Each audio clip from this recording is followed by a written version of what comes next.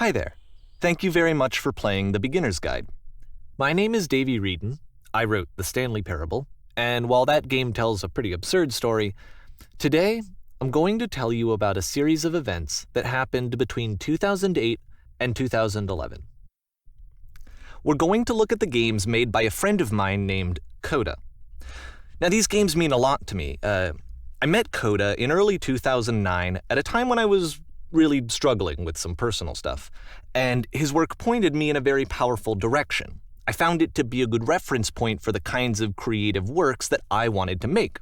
So just to start you off, this is, I think, the first game he ever made. It's a level for Counter-Strike. You can walk around here, by the way. And mostly it's just Coda learning the basics of building a 3D environment. But what I like is that even though he starts from the simple aesthetic of a desert town, he then scatters these colorful abstract blobs and impossible floating crates around the level. And of course, it destroys the illusion that this actually is a desert town, and instead this level becomes a kind of calling card from its creator. It's like a reminder that this video game was constructed by a real person. And it kind of makes you wonder, what was going through his head as he was building this? This is what I like about all of Coda's games. I mean, not that they're all fascinating as games, but that they are all going to give us access to their creator. I want us to see past the games themselves. I want to get to know who this human being really is. And that's exactly what we're going to do here. So, it's 2008, Coda starts making these games, and he never releases any of them. He doesn't put them onto the internet, he just makes them and then immediately abandons them, and they sit on his computer forever. And I think he really understood this image of himself as a recluse. At one point, he jokingly renamed his computer's recycling bin to Important Games Folder. So, this was just how he worked. He tended to crank them out one after the other without even really pausing to try to understand what he had just made, until suddenly one day, he just stopped. In 2011, that was it. He made his last game, and then he hasn't made another one since. And that's why I've taken this opportunity to gather all of his work together, is because I find his games powerful and interesting, and I'd like this collection to reach him, to maybe encourage him to start creating again. And if the people like you who play this also happen to find his work interesting, then I'm sure it'll just send that much stronger of a message of encouragement to Coda. So thanks for joining me on this. If you have a particular interpretation that I haven't mentioned here, or if you just need to get in touch, you can email me at daveywreden@gmail.com. Okay, that's about it for introduction. Let's take a look at Coda's first proper game. As each game is loading, I'll show you the date that it was completed. This first one was made in November 2008.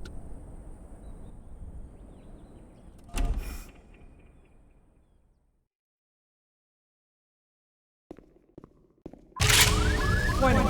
Whisper machine active. Shift destruction imminent. This game is called Escape from Whisper, and it's one of the more generic games you'll see from Coda.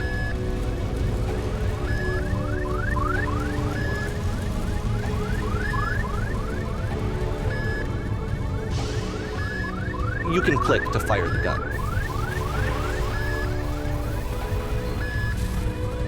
Security call breached. Hostile alien life forms inbound. It kinda looks like this game was abandoned mid-development. For instance, you have this gun, which you'd think would indicate that there are supposed to be monsters or enemies somewhere, but then clearly there are no enemies anywhere. You can't even reload the gun when you run out of bullets. But ultimately we don't really know. Maybe Coda thought that actually it was complete the way that it is. And I think that we should talk about his games for what they are, rather than for what they're not. Enemy force neutralized. Begin shielded activation. I love how you can see the bottom of the universe from this room.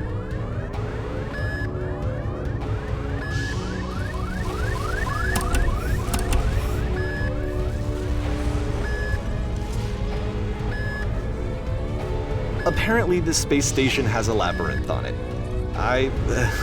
Sure, I don't know. There's really no reason for it that I've ever been able to discern, so in the interest of time, I'm just gonna skip you on past it.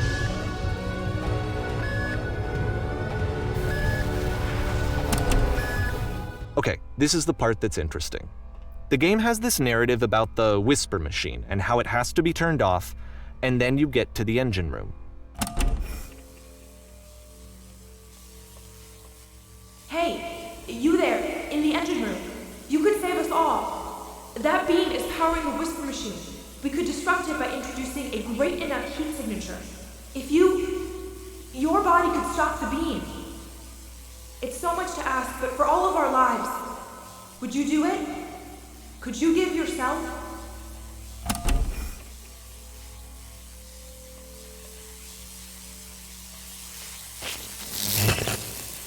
Let me pause here for a second.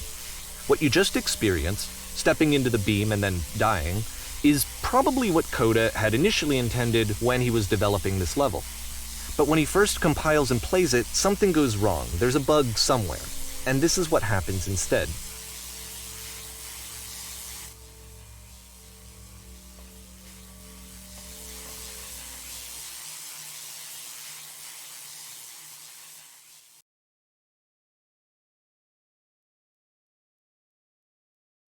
The beam causes you to start floating.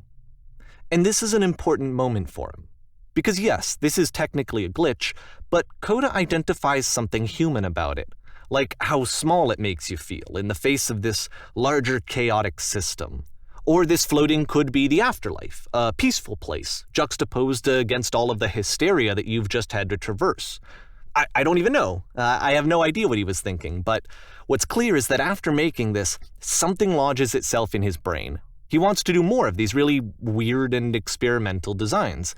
So he stops work on this and moves on to a stream of tiny little games that go in all sorts of directions. Let's go ahead and take a look at the first game he made after leaving this one behind.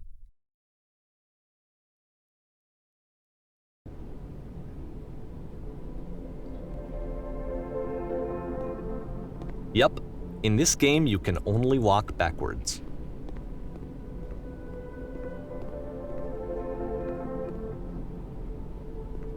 So it's a short and relatively minimalist experiment combining motion and narrative. It is less advanced than the previous game, but actually it seems to be more focused, more complete. Coda's trying to give it a unique voice rather than simply basing it on a pre-existing trope.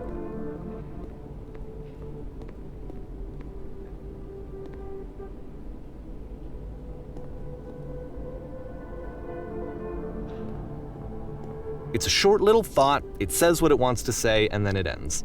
Didn't need anything more than that. Which to me is why it works, because it gets out quick. Okay, next one.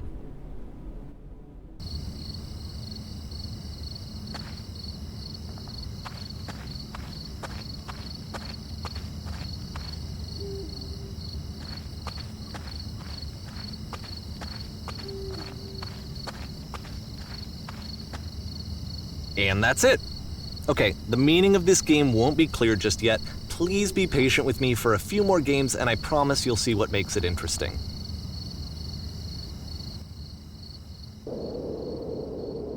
Oftentimes, Coda would put bizarre titles like this one at the start of his games. I wish I'd known him at the time that he was making these early games. He would really only talk to me about his work as he was making it. Once he stopped work on a game, that was it. It was dead to him. And I don't agree with that at all, but what are you gonna do?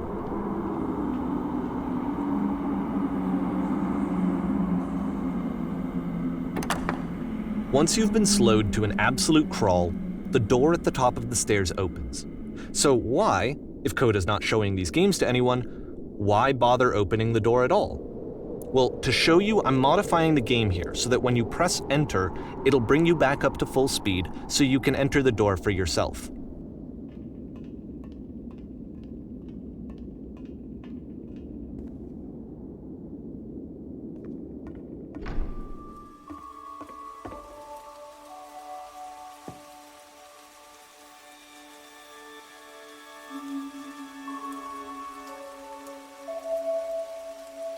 A room that's warm and nice and filled with little ideas for games.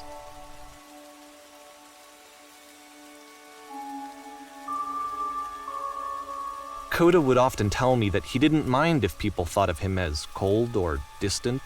He said that he knew that he was actually a vibrant and compassionate person, but that it takes time to really see that.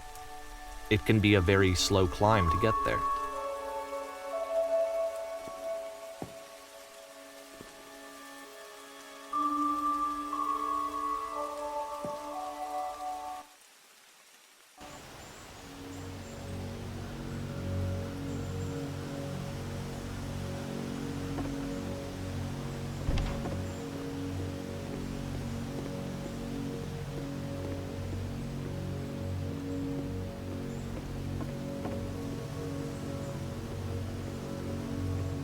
Well, this is new for Coda. It's an actual puzzle. Go ahead and see if you can solve it.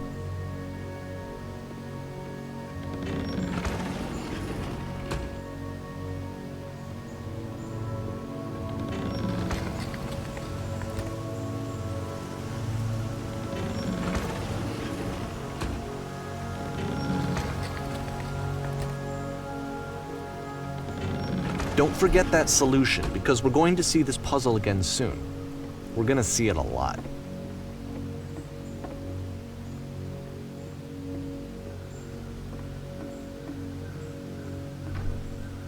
So that seems to be it, right?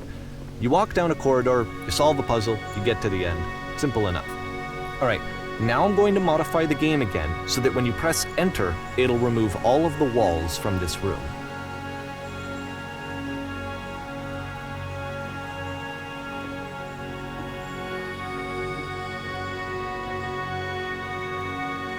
How about that?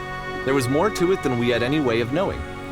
I actually find it funny that this game comes after the Stairs game, since they essentially convey the opposite idea. So, in the Stairs game, a dull exterior concealed a rich interior. And then, in this level, a dull interior hides this fantastic outer world. Either way, I think that the point is the same, is that most of the time you don't get to know what you're missing, or even that you're missing anything. That's not your role as a player. So if your role here is not to understand, then what is it?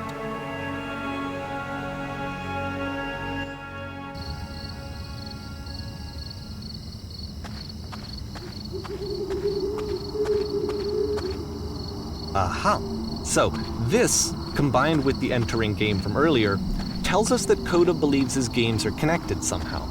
It could even be that the Stairs game and the puzzle game are literally connected in between this and the entering game. There's a bigger picture that all of his games are meant to play a role in, some larger meaning that we won't be able to grasp until we've seen all of them. And once we have, we can step back and start to understand what exactly that bigger picture is.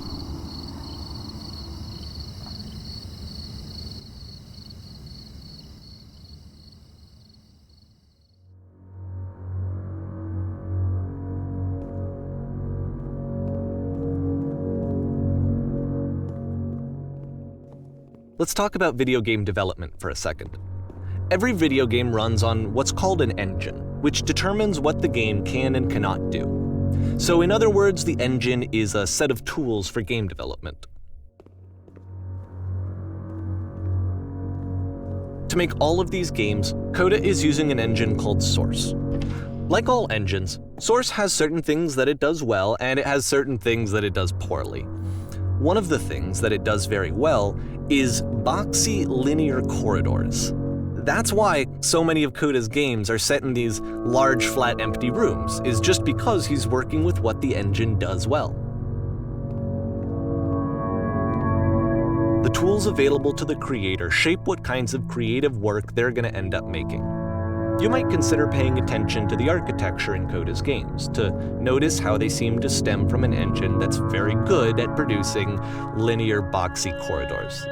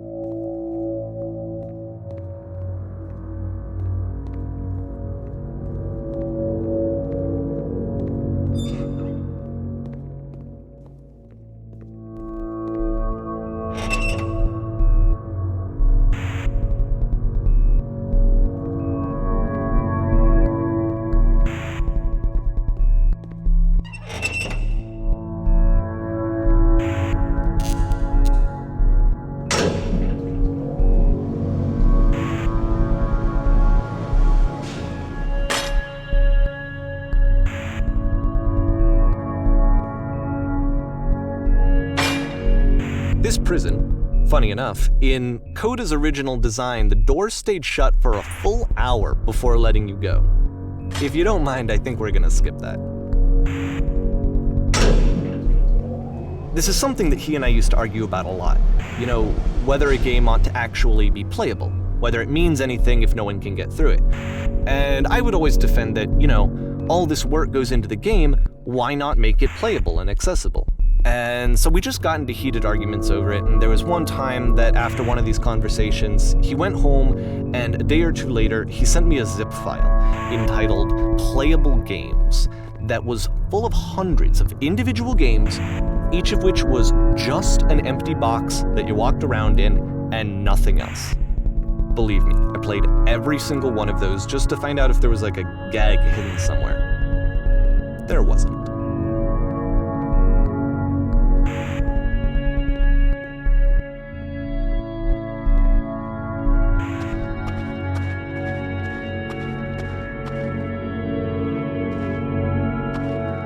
It's the puzzle again, with the exact same solution as the last time.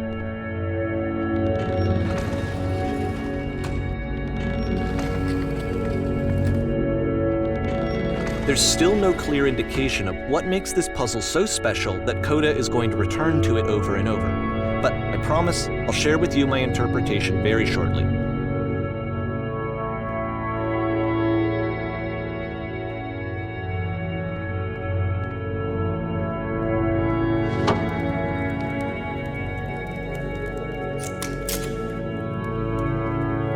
Here, Coda begins using a kind of dialogue system that he fashioned out of the engine's chat capabilities.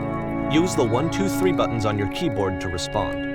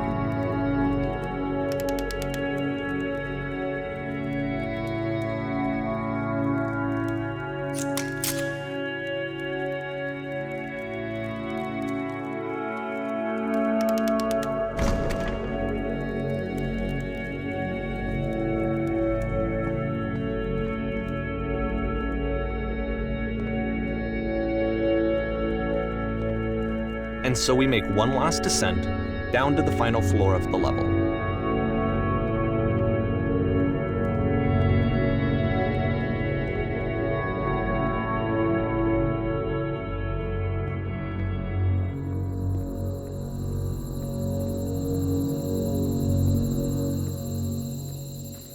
It's a lamppost.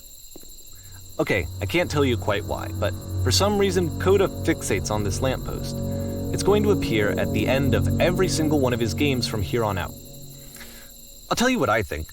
I think that up to this point, you know, he's been making really strange and abstract games with no clear purpose, and maybe you can only float around in that headspace for so long. Because now he wants something to hold on to. He wants a reference point. He wants the work to be leading to something. He wants a destination, which is what this lamppost is. It's a destination. We're going to see it in the work as well. His games are just going to become a lot more cohesive, a lot more fully developed, with more of a clear idea behind them. And as we go, that idea will get clearer and clearer and clearer.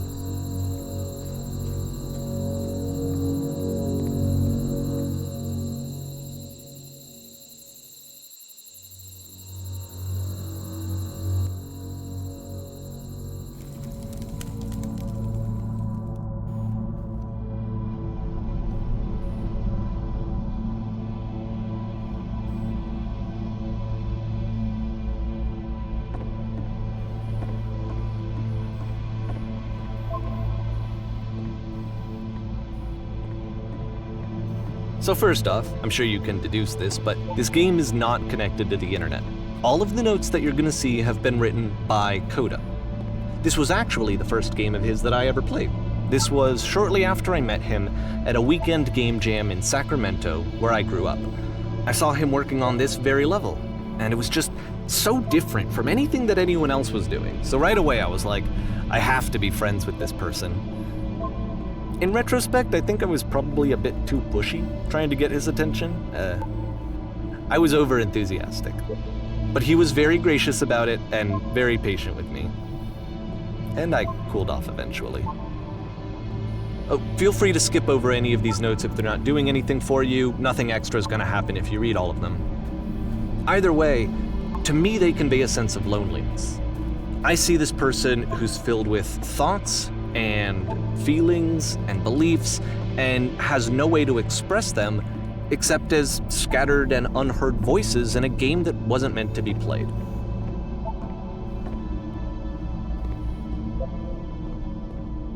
But it's ironic, isn't it, that in playing this game and seeing how alone Coda often felt, that we get to know him better and actually kind of connect with him.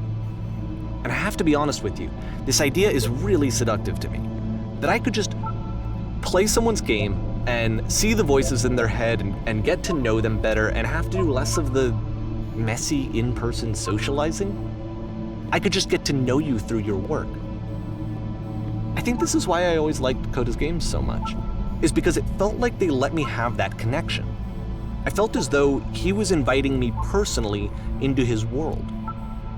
And then I feel less lonely too.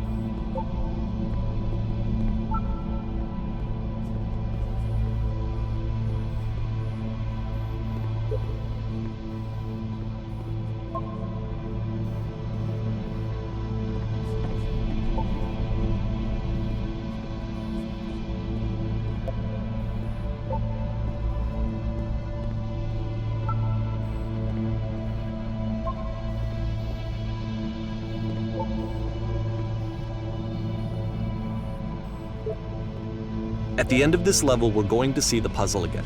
And here, I'll tell you what I think the puzzle means. Each of these games represents an idea that was on Coda's mind at the time that he was making it. And the puzzle is a way of closing the door on a previous chapter of his life before moving on to the next one.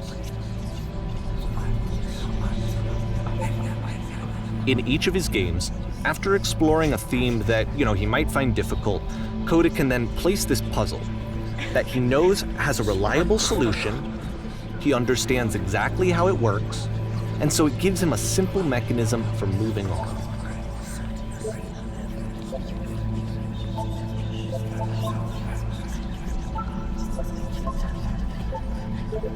And because there's this dark area between the doors, a space between spaces, before you move on, you get to pause.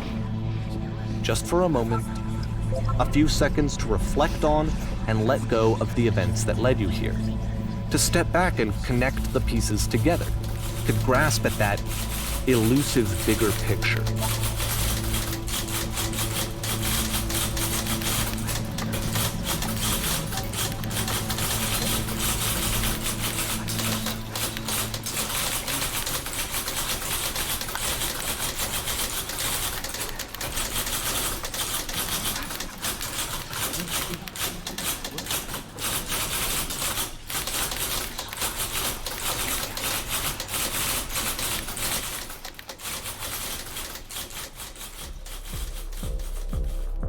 Okay, this one is tough.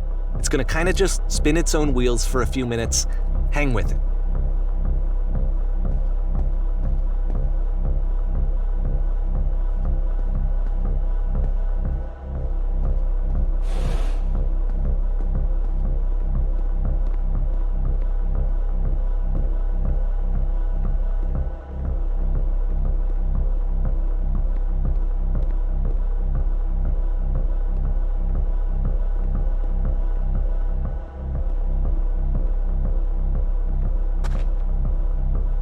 See, like, this is it, the whole game, and there's nothing that's particularly interesting about it. You just walk to the end of a hallway. Except, for some reason, Coda gets really fixated on this prison that has all of this modern furniture. And I don't know why, but he decides he needs to revisit this prison. He's gonna start over, use the same assets, turn it into something else. Okay, cool, here's version 2.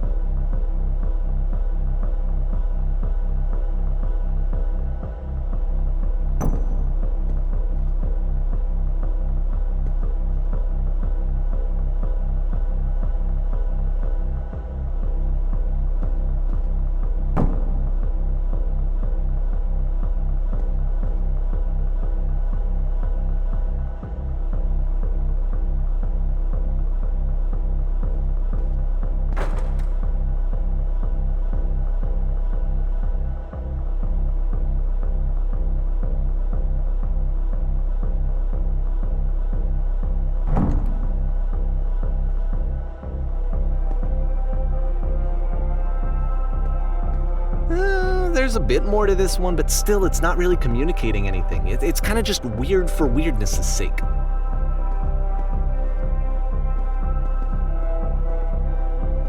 So okay, he throws it out and starts over. This time he comes at the prison idea from a different direction.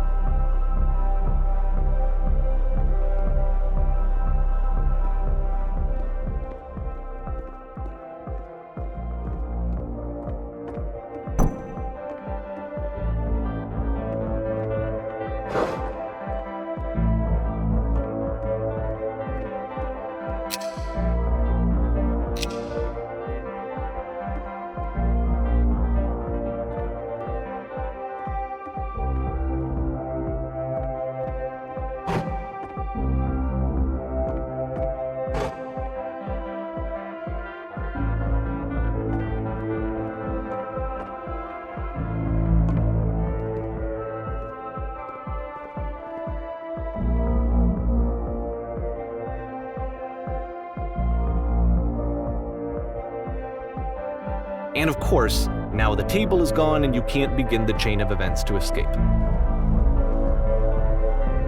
Here's a version where there are no bars, but you can't actually get to the well. And then a version where the inside of the prison is the outside and the outside is the inside. Let me just blink you real quick through a few more of these. I mean, he really unloaded on this prison idea. There's nearly a dozen of them. Personally, I think it's awful to watch this, to see a person basically unraveling through their work. And for what? Like, at what point do you just go, maybe there are game ideas other than this prison that I could be working on? But Coda doesn't have that voice telling you to stop, that particular mechanism of defense against yourself. Without it, you just spiral. And so he keeps going and going and going and going and going, and then he hits on something. And he likes it. And that's it. He's done. He stops making prisons. This is the very last version of the prison game that he created, and the reason I think it works is that the prison is not actually in it.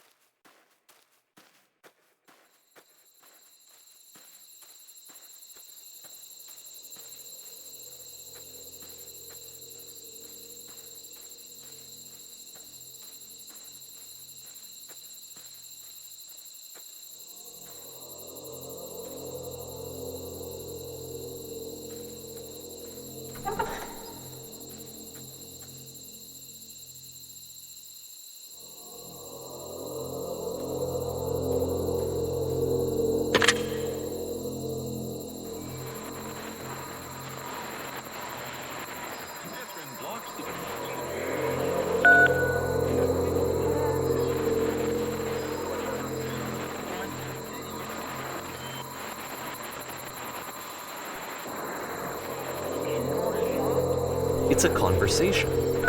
And so this is what Coda wants, is to be able to talk to someone, to share what's on his mind, and to get some good advice from someone who knows. But the irony is that even in this scenario, you're still talking to yourself. You know, all of these games so far are Coda talking to himself.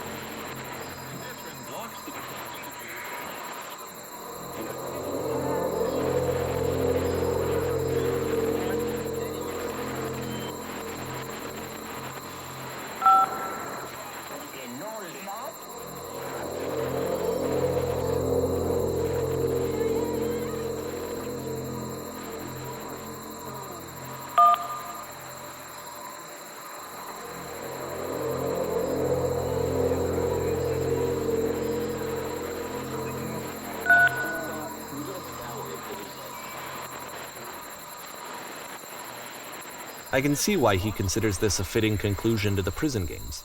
After all of the obsession and frustration, just to be told by someone you can trust that things are going to be okay. Wouldn't that be nice?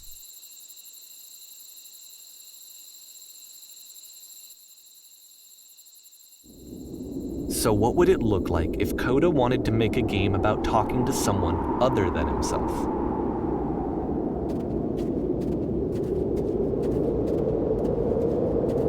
To me, this environment is meant to represent Coda's puzzle, with the two doors on either side and a dark transitional space between.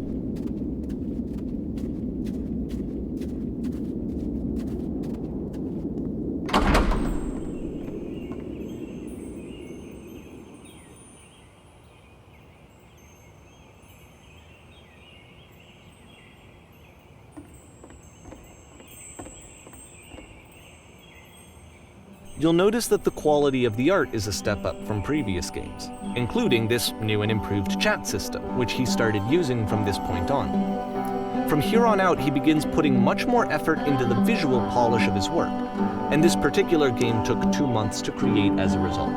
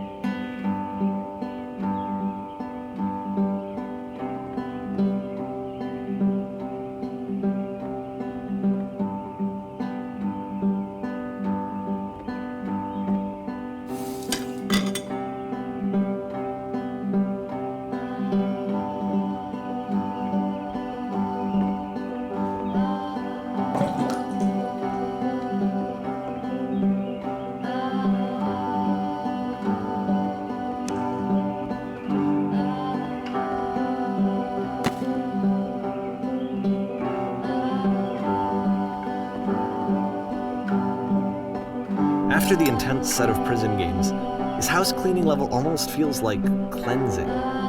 It's the moment after a particularly difficult or traumatic experience where you just need to let it sit and digest inside of you, and eventually cohere into something meaningful.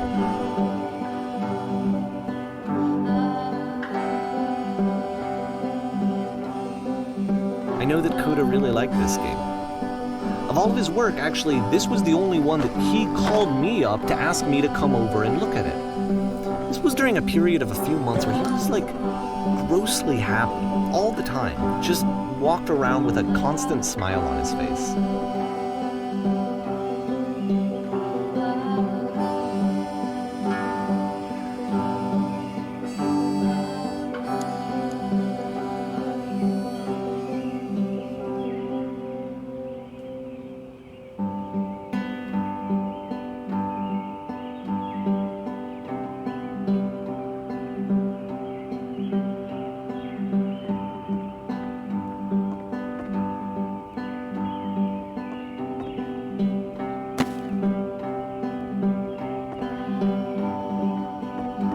I'm glad he made this. I'm glad he found some peace.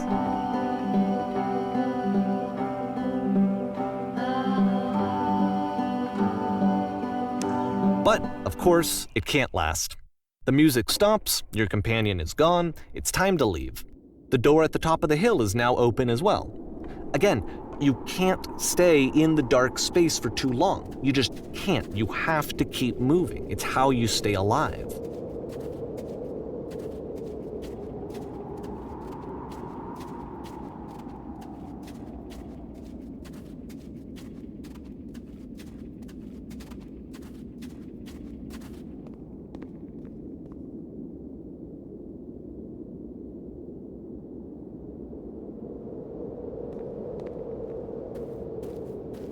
Which is the whole point of the puzzle doors, right? That sooner or later you have to pick up and move. I really thought that was the point of it.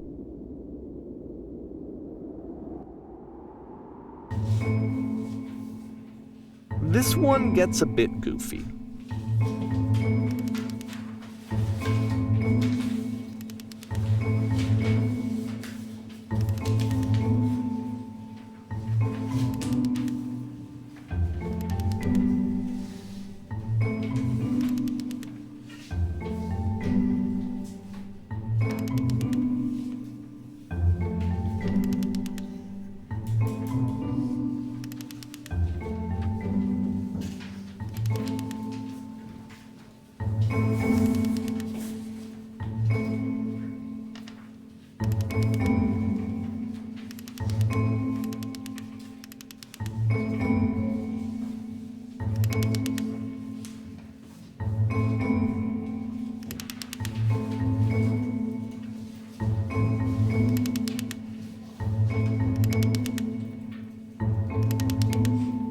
About halfway through the game, the perspective shifts.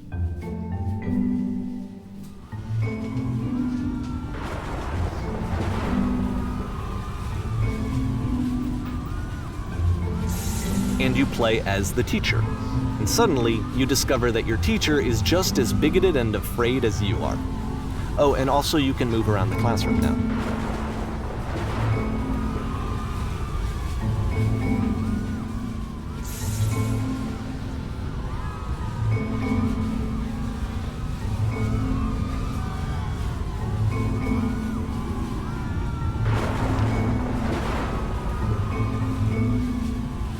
I fell pretty hard for this one.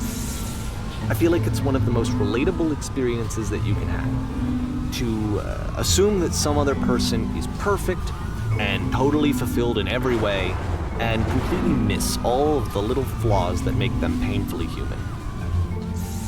I think about this game a lot these days.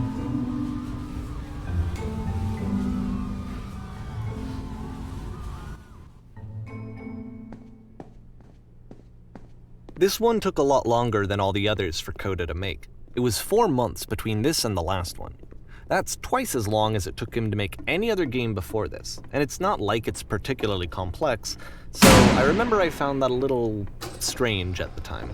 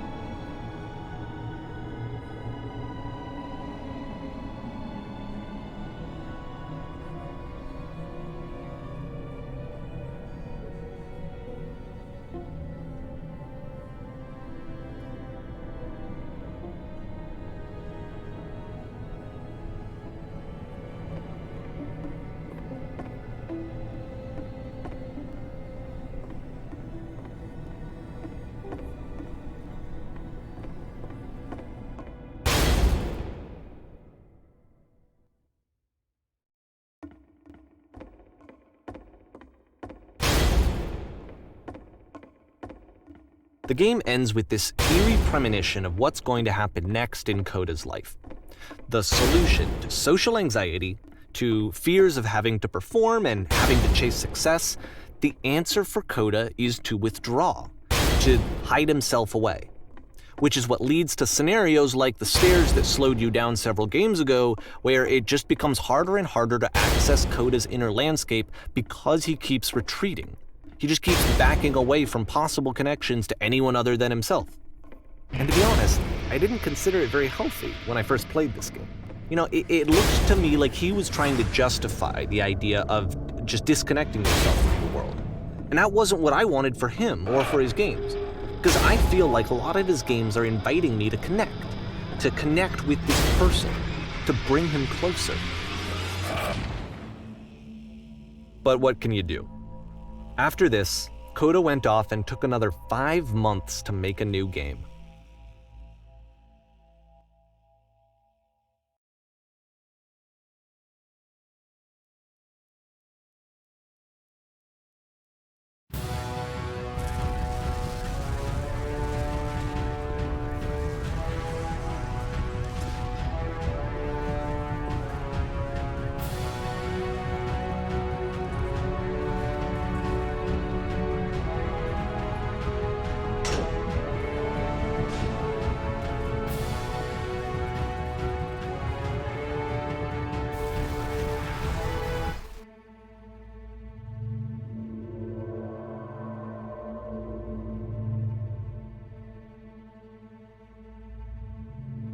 Like I said, I was getting concerned. First off, he's never been this explicit in his work about exactly what he's thinking. So where's that coming from? But then even weirder, his work has potentially stopped being an outlet for him. Not like he's having trouble iterating on ideas, but he literally just can't think of new ideas anymore. And in person, he was being a lot more distant than usual. Like, you know how sometimes a person will just deflect anything that you say in order to keep themselves disconnected all the time? It was that kind of thing. Here was the point in my relationship with Koda where I really started to wonder if he needed my help in some way. His games are going to get more desperate from here on out. After this game, it's almost 6 months before he finishes something new.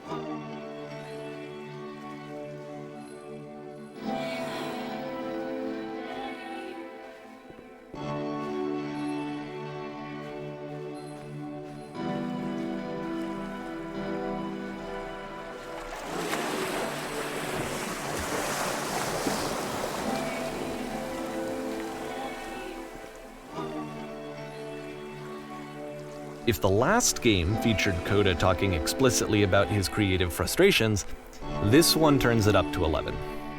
Now, put yourself in my shoes playing this. Here's a friend whose work is exhibiting signs of struggle, frustration, anxiety, depression, even. And yet, still, he keeps making games. He keeps throwing himself into the grinder even when he clearly doesn't have the energy for it anymore. Why? What is it for? Because from my perspective at the time and just what I knew of him, this was a result of how isolated he was. He was in his own little bubble, just sitting at his computer all day, not really showing these games to anyone, not releasing them onto the internet, and so he didn't have anyone outside of himself to connect with. He had no outlet to ground himself on.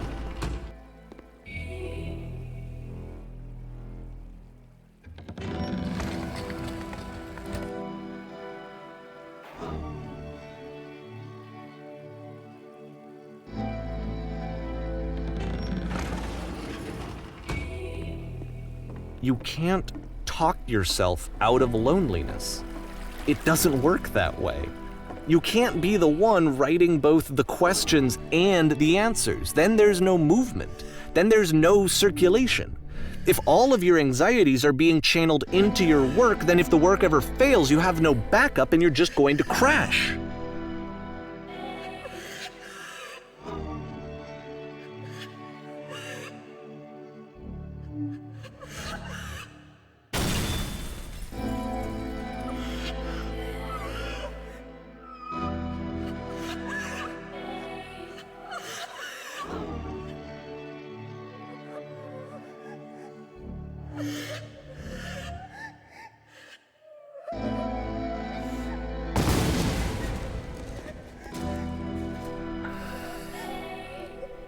Seeing this game at the time that he made it, it looked really unhealthy to me. I was watching him do this to himself, and I hated it. I hated seeing him so trapped. It's like, video games are not worth this amount of suffering. This is someone I really cared about, and I used to get so much joy out of seeing him create. For him to suddenly become angry and frustrated like this, it was the worst thing for me. I don't know. This is what I felt at the time. I don't know how else to explain it. I wanted it to stop more than anything. I had never felt so rotten. I needed more than I had ever needed anything for this to stop. But it didn't stop. After finishing this one, Coda takes another 7 months and comes up with a new game.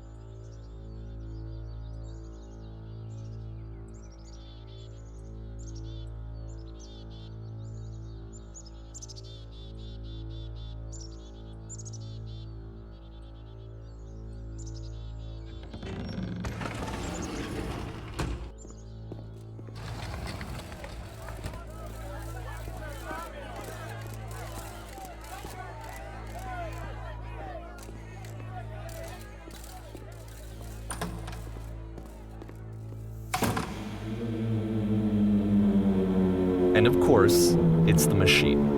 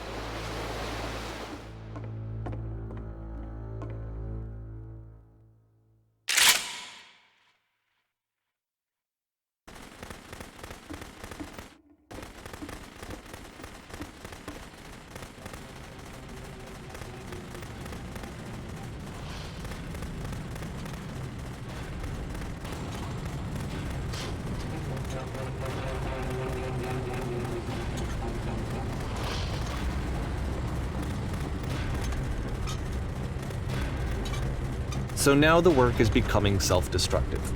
And I'll tell you, at the time that I first played this game, shortly after he made it, here's what I'm thinking to myself. I'm thinking that Code is stuck in his own head, and that it's having a very negative effect on him, and that all he needs to do is just start showing his work to people, to get some actual feedback on his games. It might get him out of isolation. And so, as I'm thinking this, I realize that I could be the one to initiate it. Because it would never occur to Coda to start actively soliciting feedback, so what if I did it for him? If he could see the difference it would make to have more actual conversations with other human beings, would that bring him out of his mental spiral? Would it give him confidence in himself? Would it bring meaning back into his work?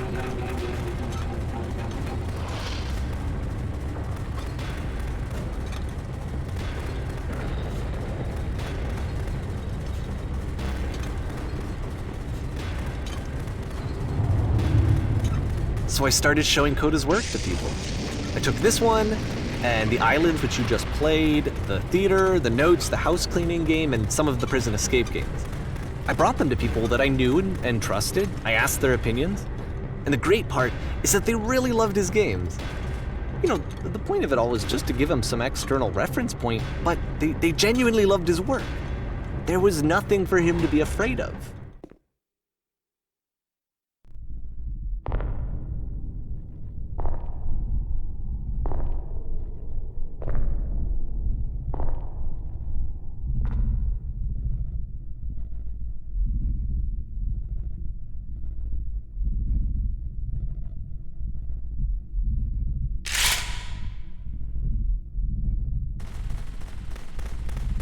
Can you see why I felt like this was the right thing to do? Because it's the thing that I always feel like I need, to be told that my work is good, that I am good. When someone really connects with a thing that I've made, when they see themselves purely in my work, there's nothing that feels better. And I got to give that very same feeling to my friend. I did something, I really felt like I'd done something good, like I was a good person. I felt like there was a friend who was in trouble and was unhappy and maybe didn't like themselves, and I could fix it. If I could give him this gift, maybe I could fix the problem. When they told me how much they enjoyed his games, it was the best feeling. It was the absolute best feeling. It made me feel so happy, so beautifully, beautifully happy.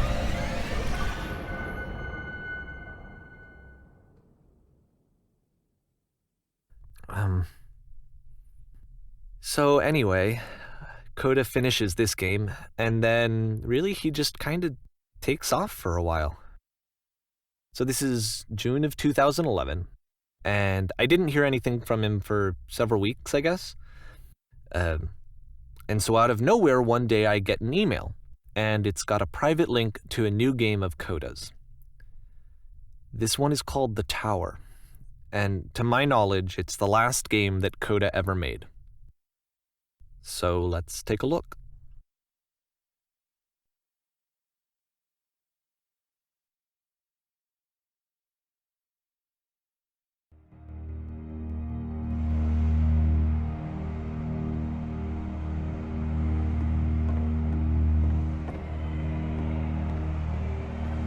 And this is where I have trouble saying anything meaningful about Coda's work.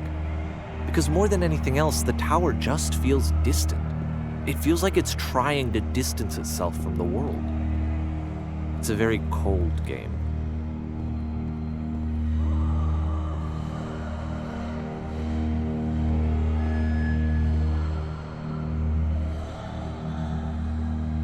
This room actually has a maze in it.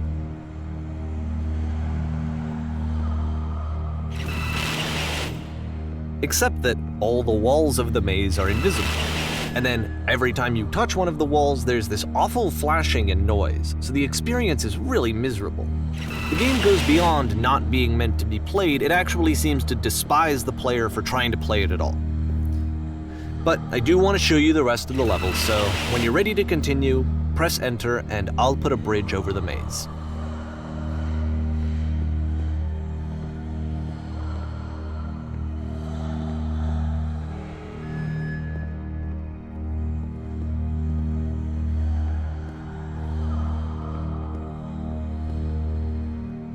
And to be fair, it's not like this is the first game that's needed some modification to be playable. Like the house cleaning game. You know, that one used to actually loop the cleaning chores and you just cleaned a house forever. I had to cut it off so that you could exit the house and the game would actually end.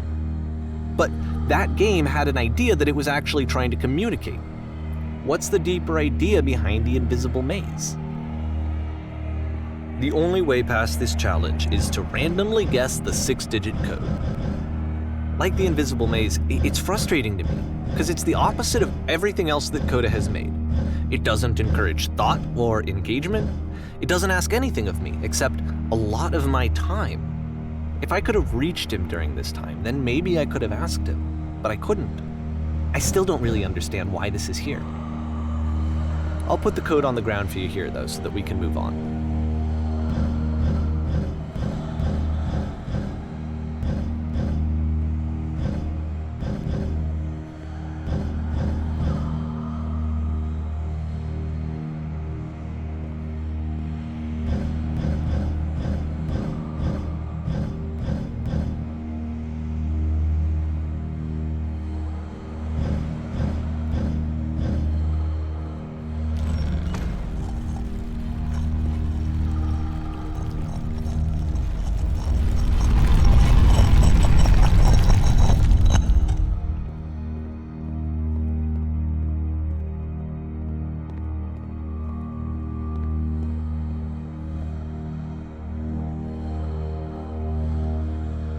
The switch to open this door is actually on the other side of the door, meaning that it's literally impossible to solve from this side. So even if you somehow brute forced your way through the first 2 challenges and you got to this point, there's actually just no way to progress. And it's scary for me, the idea of Coda cutting himself off entirely, just saying, that's it, that's the end of the conversation, not giving me any way to fix the problem. I feel like a failure, I guess, when I can't fix the problem. But I can open this door for you, so let me do that. Was I a failure for not understanding this game? I mean, I don't know why I would be. It's not like everything needs to have a solution, but I feel it somehow. I feel like I failed, and I don't understand why. I remember, it's June of 2011. I'm playing this for the very first time, and as I'm playing, I'm thinking to myself, I don't know this person. I have no idea who this person is. It wasn't the guy I knew, it wasn't my friend. I had come to so many conclusions from looking at all of his work up to this point, and then suddenly none of them... I had been trying to, though, that was the thing. For years, I was trying to get to know him, to understand who he actually was and what he stood for. I asked him so many times to please just tell me what his games mean to him. I asked him please to tell me what the 3 dots mean. And he wouldn't.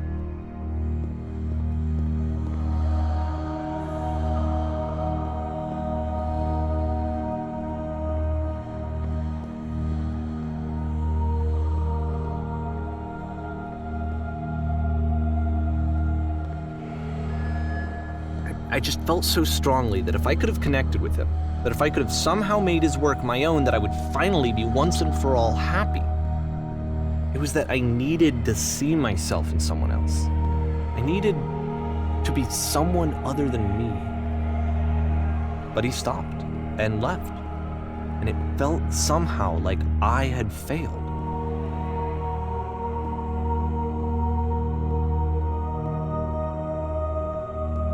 Where did I screw up?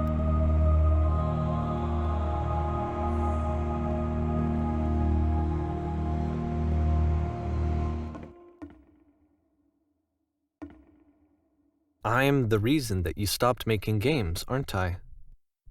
It's because of what I did. I poisoned it for you.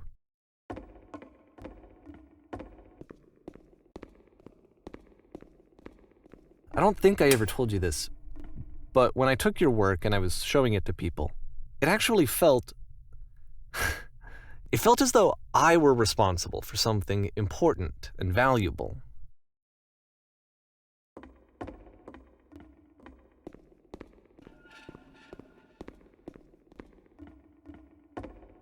And the people who played them, they treated me like I was important. They really listened and cared about what I had to say.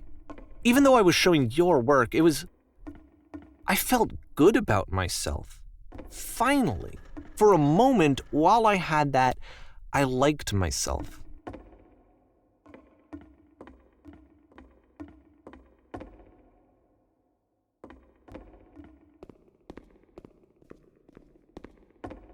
And then you stopped, and I didn't have anything left to show people. I just had to be with myself. And as soon as that happened, there was no feeling at all. Nothing. Less than nothing. What does that mean?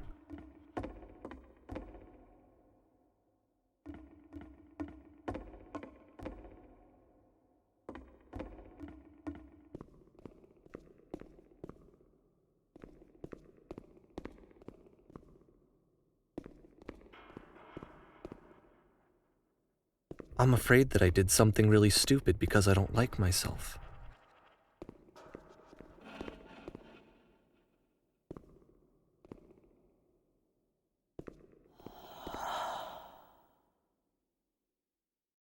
That's why I'm releasing this collection of your work, is because I haven't been able to find any other way to reach you. I've tried everything. And so a part of me has hope that if I put this compilation out into the world, and if I put my name on it, that maybe enough people will play it so that it'll find its way to you, so that I can tell you that I'm sorry. I know I screwed up. If I apologize to you truly and deeply, will you start making games again? Please, I need to feel okay with myself again. And I always felt okay as long as I had your work to see myself in. I mean, is something wrong with me? Because I know that I did an awful thing, and I'm doing it again right now. Like, I'm showing people your work, but I can't stop myself from doing it. That's how badly I need to feel something again, like I'm an addict. There has to be something wrong with me. Can I apologize? What if I tell you I was wrong? Will that work? Will that fix it? I don't know. I don't think it will, but there's nothing else that I can do. Just tell me what you want. I'm sorry. I'm sorry. Please, start making games again. Please help me. Please give me some of whatever it is that makes you complete. I want whatever that wholeness is that you just summoned out of nothing and you put into your work. You were complete in some way that I never was. And I want to know I want to know how to be a good person. I want to know how not to hate myself. Please. I'm fading, and all I want is to know that I'm going to be okay.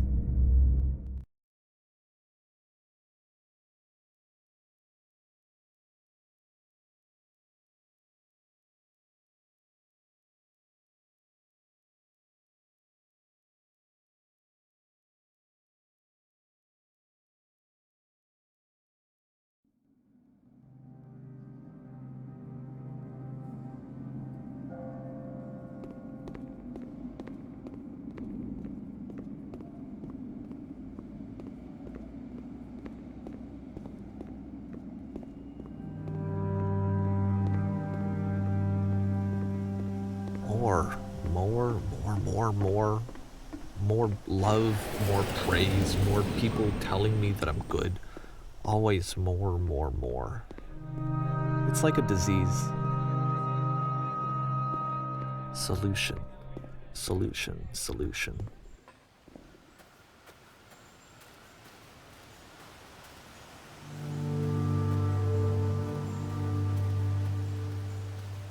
I guess if someone had told me ahead of time that he just really enjoyed making prison games, maybe I wouldn't have thought he was so desperate. I wouldn't have told so many people that he was depressed. Maybe he just likes making prisons.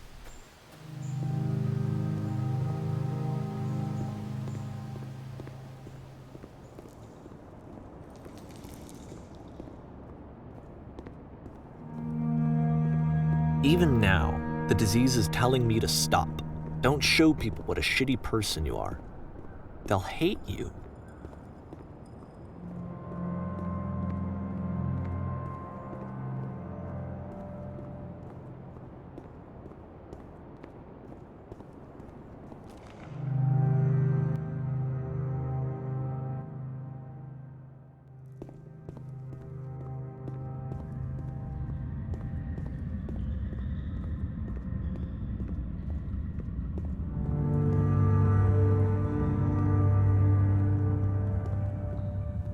if I knew that my life depended on finding something to be driven by other than validation?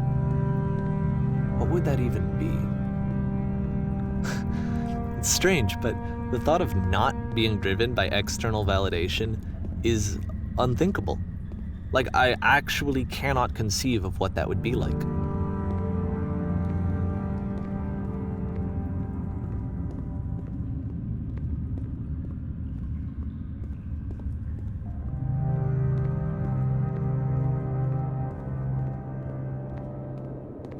What now?